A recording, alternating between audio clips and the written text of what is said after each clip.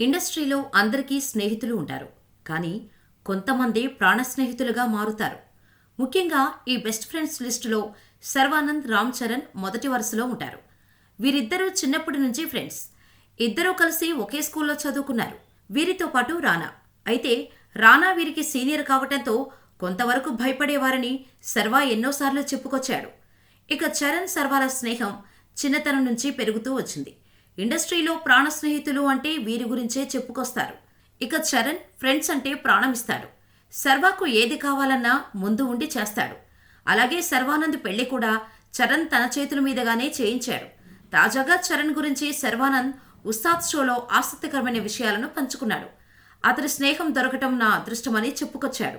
అలాంటి స్నేహితుడు దొరకటం తాను చేసుకున్న పుణ్యమని చెప్పుకొచ్చాడు. మంచు మనోజ్ హోస్ట్ చేస్తున్న ఉస్తాద్ షోలో శర్వానంద్ సందడి చేశాడు. చిన్నప్పటి నుంచి చరణ్, మనోజ్, శర్వానంద్ మంచి ఫ్రెండ్స్. ఇక వీరి చిన్నతనం తాలూకు జ్ఞాపకాలతో షో అంతా నిండిపోయింది.